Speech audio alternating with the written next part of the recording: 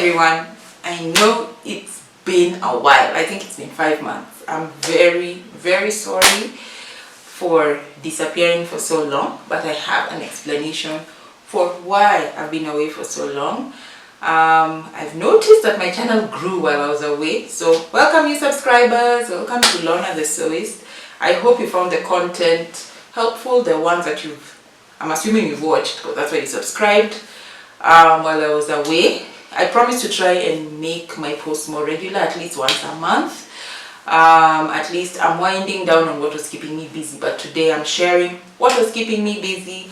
I hope you watch to the end. It's very exciting, it's very awesome, and it's like the next step for me in my own fashion career, which is teaching. So I'm going to explain all that and what it entails. See you after the intro music. So basically I want to explain why I've been away.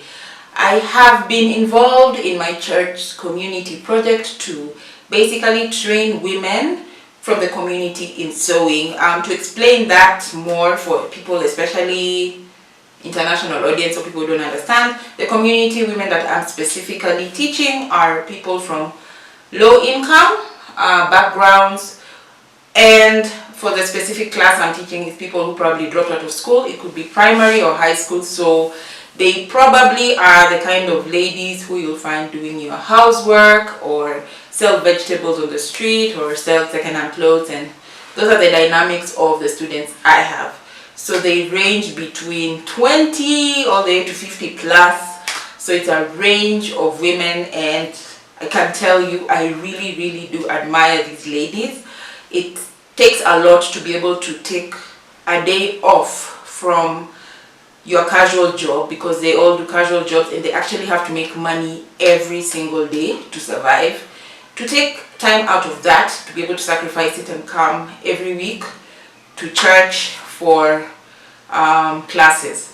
So basically what it entails on a day-to-day basis is they have discipleship, or basically Bible study in the morning for an hour or two, and then we get into the sewing classes.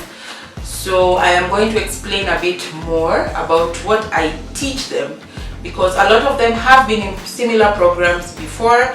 I have interacted with a lot of tailors who've been in programs where they train women in sewing, and I've never really been very happy with some of the programs. I'm not saying all, because I've not encountered all. I usually find sometimes the programs are very basic when they're short, and sometimes when they're long, they just train these women to be labor basically. So there's nothing really wrong with that, but I wanted to do more of a fashion course so that I can be able to pick out the ladies who really have that natural talent to go forward, to be able even to think about doing an exam that will actually give them the qualifications for them to be professionals in the industry. So that is something the church is also willing to work with. I'm sure you're wondering which church I'm talking about. I'm talking about Nairobi Chapel, specifically the branch on Ngong Road. So we have classes there every week. They have other classes, baking classes, beadwork classes, and there are other classes that will be introduced. There is a process of how the ladies are picked. I'm not in charge of picking, so please do not inbox me or email me and say you want to join my class. I'm not the one who picks. I'm there to teach and to develop the curriculum.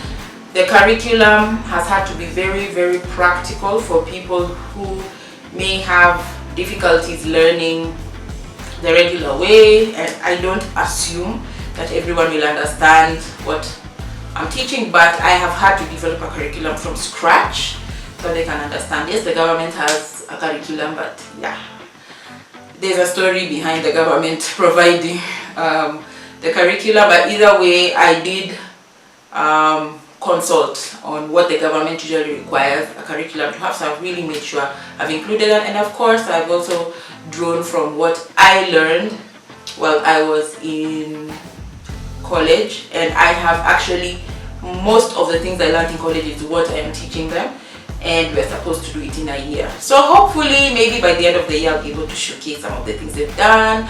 I will include a little bit of footage of how the class looks like. I did take a few shots so that you can be able to see what the class looks like. I will not showcase the ladies because I did not get their permission to showcase them, and I think the church will eventually release a video showing what the program is doing. Once that happens, I will probably maybe include the link somewhere on this video, so I will alert you in the community page of the channel. Either way, welcome everybody, and I would like to talk a bit more about my experience teaching these ladies and answer a few questions that I came up with that people might have. So that's what this video will be about today.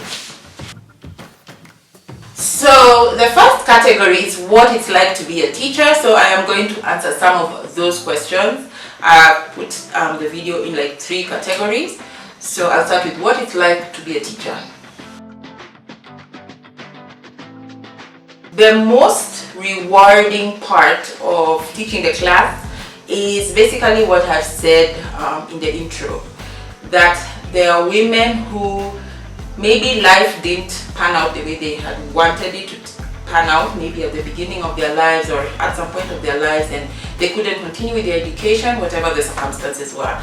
And now they're giving themselves a chance to be able to learn a skill. It could be for business. Most of them actually have signed up because they want to do business, and some of them might probably end up just doing it as a hobby or something else like that. I think I really respect the sacrifice.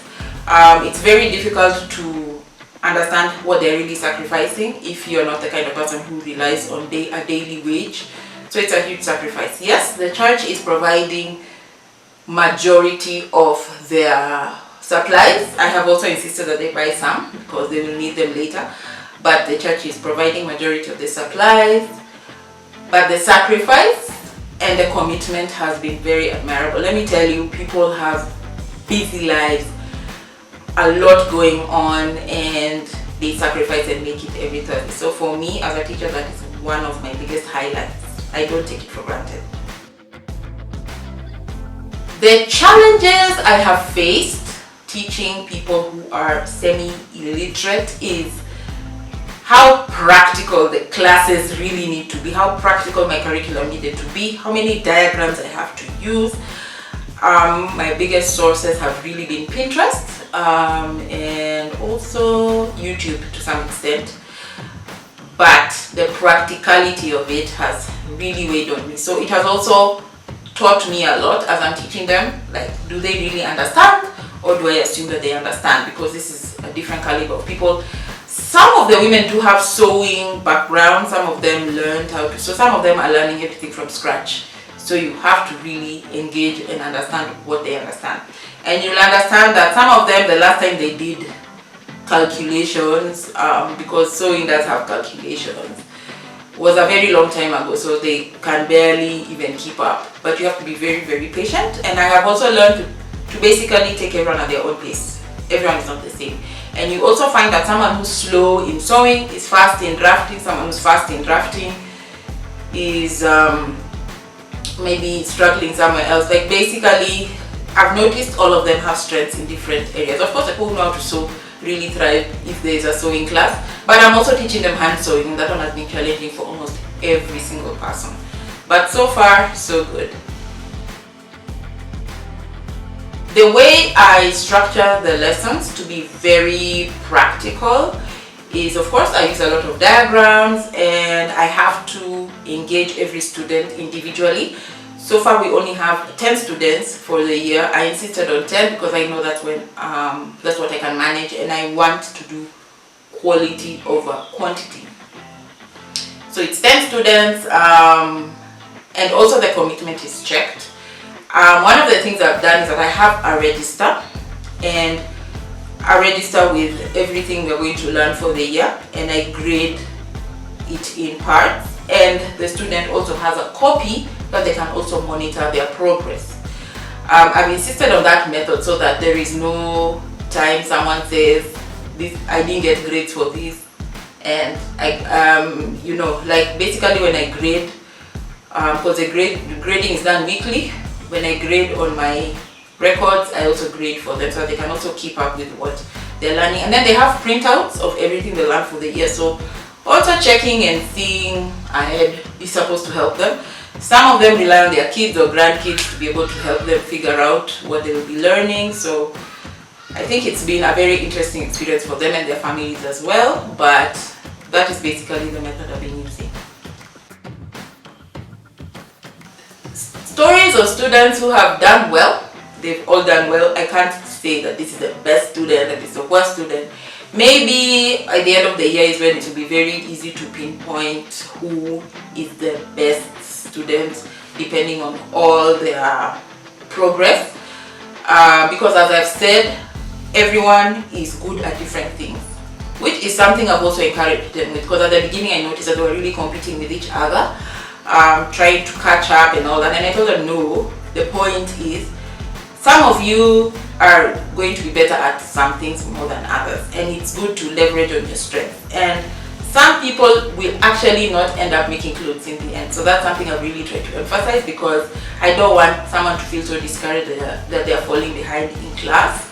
I want to be very practical with the skills I'm giving, so I'm really trying to diversify the skills as much as possible so that it gives them the best opportunity to make something of the class. So all the students are doing very well. Every week I think I have a student who's done exceptionally well. So it's very difficult to just pinpoint one student who's doing well.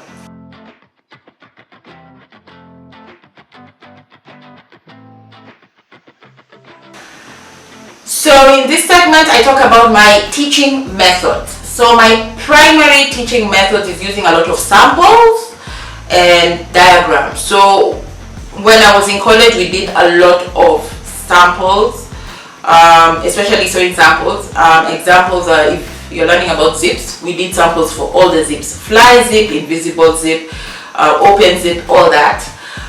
Then we do pockets, we did samples of pockets, we did collars, we did samples of collars. So that is the method I'm using, because I want them to have a folder of all the samples, and be sure that they actually understand the importance of all these samples, so that when they're doing it in a practical,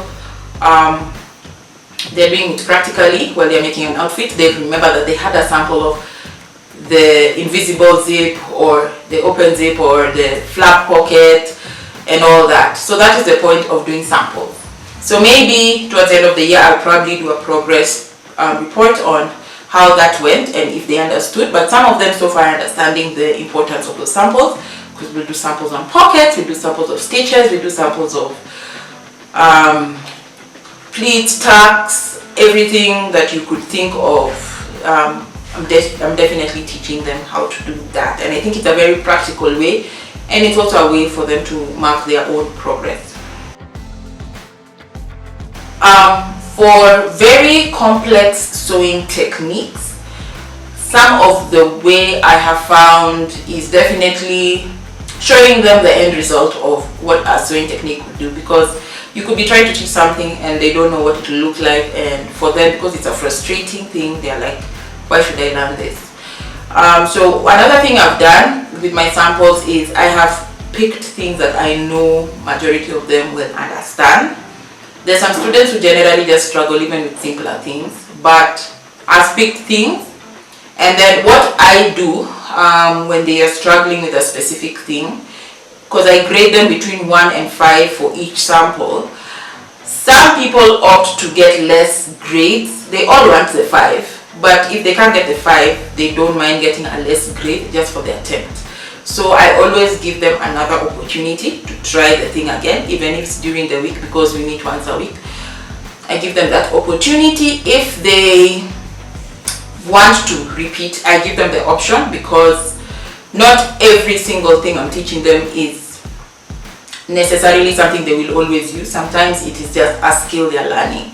So sometimes when it's very, very important, I might insist, but if it's not that important, I'll tell them you have an option. You can get less grades for this, or you can go and repeat it so that you can get a higher grade. So that's another way I have been teaching them with difficult techniques. So how I assess the progress is basically what I've explained. The the system I use for grading is one of the ways I access the progress, because basically it's a very systematic way of grading. I started with the hand stitches, then I started with basic knowledge, like do you understand what the machine parts are, what the function of that machine part is, what happens when your machine breaks down and how you need to basically fix it. They are using manual machines. They'll be electrified later, so they can also learn how to use electric machines. How to stitch with the machines, if it's a curve or a straight line and things like that. Then you jump onto now the stitches with the machine, the seams. Then of course you move to things like pockets, zips, collars, tucks, pleats, gathers, everything you could think of that you could put in a sample box that's very practical, that they might probably come across when they are making it. And they are allowed to try and figure out projects outside of the classroom and ask questions for those who actually have WhatsApp. Not everyone has WhatsApp.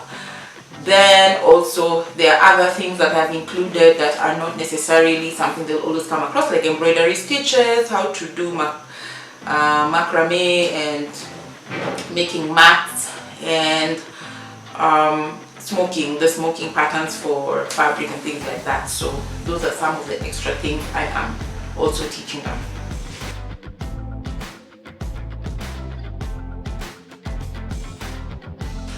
So now we get into the community impact and how people can help. So what I would like to see at the end of this program is that, of course, that the ladies get sewing skills. So you might be wondering, first of all, if the intention is only ladies. It is not, but majority of the time you find that ladies are the ones who apply for these programs. Young people can also apply, of course, if you finished, or at least you're above 18, because generally in Kenya, when you're below 18, we expect you to be in school. So if you're above 18 and you didn't really have anything to do and you come from a low income background, you can definitely apply for next year. I'm not the one who interviews, I'm not the one who shortlists, so that is left by somebody else, so that I can have no favoritism or something anyway. But there are people in the church who would know better suitable candidates for certain programs, because there are also other programs that we have. So I would like to see more women getting the sewing skills that they need. I would like to see them serving in the fashion industry in the different capacities. Actually, my next video for the next time I post will give a few examples of some businesses that I encourage them to think through that they could actually do if they choose not to make clothes. So watch out for that video.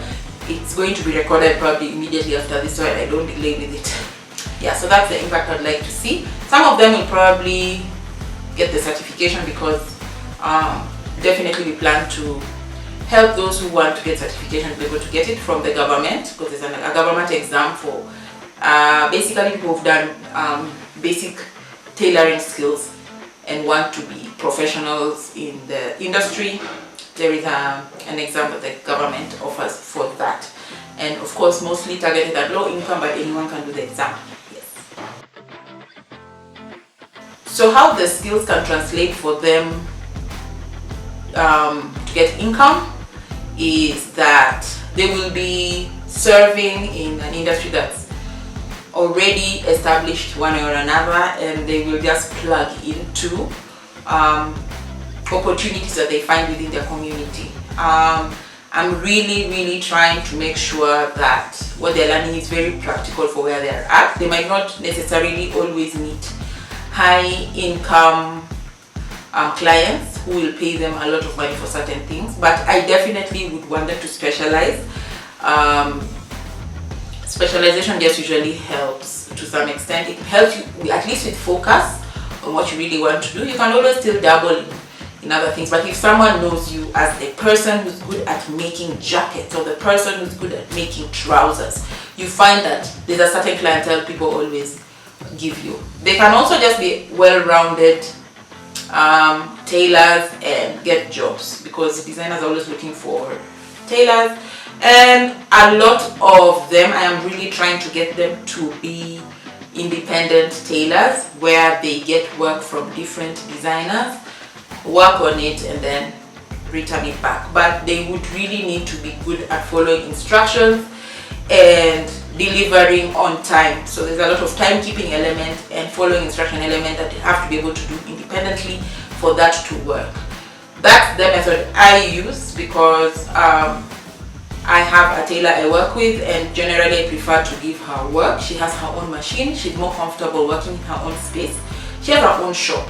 So what she does is she comes for the work. Most of the time I cut the outfit. She comes for the work and then she goes and she stitches. If I have a lot of work, I would outsource it to maybe a factory that does less runs or whatever it is I need to do. But I found that the method has worked well for me so far, at least in the stage of business I'm in. So that's what I would try and encourage them to do. That is the one I really am trying to push. If you've been in the Kenyan fashion industry for a while, you know that sometimes you get work that needs beadwork and you don't have the time to do beadwork and you want to outsource beadwork. So if there's someone who knows how to do beadwork and that is what they specialize in, then you give them the work and they do it. And the truth is, the more you practice, the better you become. So I'll give them the ideas. We'll probably do a business model canvas at the end and they'll decide what they want to do. They have opportunities throughout the year to try out some of the things they're learning. So I'm really trying to encourage them not to just wait until the end of the class, but to try and practice what they're learning so that they make an informed decision. Yeah. So how you can support? Oh, please, there are many ways. Of course, money will be great. You're not going to give me the money. It would be great if I got money because I'm not getting anything for this, but money would be great to buy the materials. The church is providing a lot of the materials through donations of people, and sometimes it takes a while. So if you can donate, I will put the pay bill for the church here. Pay bill is for Kenyans. If you're outside Kenya and you want to donate, I will figure out a way. I will give you a number you can reach so that you can tell the church that you want to donate to that specific cause. You can also donate items you have for sewing. It could be sewing equipment, it could be materials, it could be button zips, it could be your old clothes that you could repurpose them, whatever it is. But please give us clothes that are not looking too weird. Basically, fabric would be better more than clothes. So donate. Even fabric scraps are fine because they're going to do patchwork projects. Donate. Money is probably the best so that you can actually get what we need. But whatever it is you can donate would be great. If you feel like you want to volunteer and you're available on Thursdays, also let the church know. I don't even think I have that much control over. Maybe just let the church know that you want to see how you could be able to volunteer, because you may not know exactly how you want to volunteer before you are aware of what the program entails. If you want to do a workshop with the ladies, like something, if you're very good at tie-dye, batik, and all those kind of things, also get in touch with the church. It will be very, very much appreciated. You can organize for it. If you have a business background and you'd like to do a workshop on business, especially fashion business, that would also be great. Anyway, there are very many ways. You don't even necessarily have to do it for my class. There are other classes that also need help, but definitely talking to the church is the best option. So the number and the pay bill for those of you who want to donate will be indicated again here on the screen. As I put my hand, I will remember to put the number here. So in a nutshell, that's what I've been up to. I hope I hope you support, and I hope you've enjoyed this video, and I hope you'll engage. And I'll definitely still try to put content because I still think this channel is important, and I think that even the ladies I'm teaching could find this channel useful. A challenge I haven't mentioned is language barrier, because these ladies are people who have who dropped out of school. English might not be necessarily the language they're very fluent in, and most of the curriculum is in English, but so far so good. They've understood. The diagrams are helpful, and I do insist on using proper sewing terms. So I always tell them that there's a local term for this, but I insist on using proper sewing terms so they can understand it. So thank you so much for watching this to the end. I'm looking forward to seeing you in the next video. The next video will probably be more on slide form, so you're not going to see my face so much, but I'm going to definitely do an intro. Thank you for watching, and I guess I'll see you till next time.